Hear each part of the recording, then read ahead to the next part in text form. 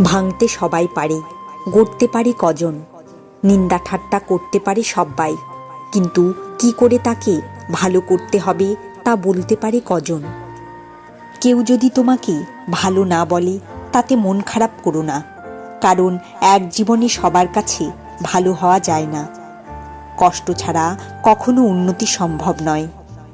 নিজের উপর ভরসা রাখলে সেটা শক্তি হয়ে যায়, আর অন্যের উপর ভরসা রাখলে সেটাই হয়ে যায় দুর্বলতা। কেউ মনে রাখে না কখন তুমি সঠিক ছিলে, কিন্তু সবাই মনে রাখে কখন তুমি ভুল ছিলে। পরিবর্তন পৃথিবীর অলঙ্ঘনীয় নিয়ম। এক মুহূর্তে তুমি লাখের মালিক হতে পারো, আবার অন্য মুহূর্তে তুমি পথের ভিখিরিও হতে পারো। মানুষ জন্মগতভাবে নয়, তার ভালো ও সত্য কাজের দ্বারা মহান হয়। একমাত্র জ্ঞানই এমন একটি অক্ষয় উপাদান যা মানুষের কাছ থেকে কোথাও কোনো অবস্থাতেই এবং কোনো সময়ে ছেড়ে যায় না। একজন মানুষ যতই সুন্দর হোক না কেন, তার ছায়া সব সময় কালোই হয়।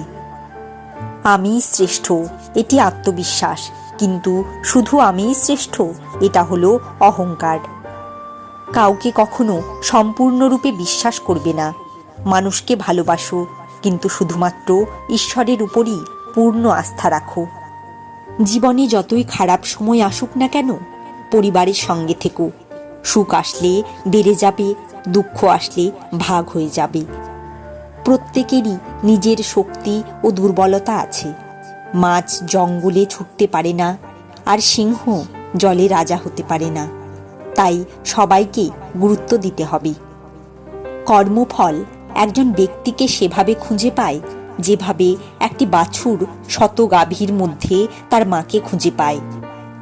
এটা সত্যি যে একজন মানুষ তার ভুল থেকেই কিছু শেখে, কিন্তু তার মানে এই নয় যে সে সারা জীবন ভুল করেই যাবে আর বলবে যে আমি শিখছি।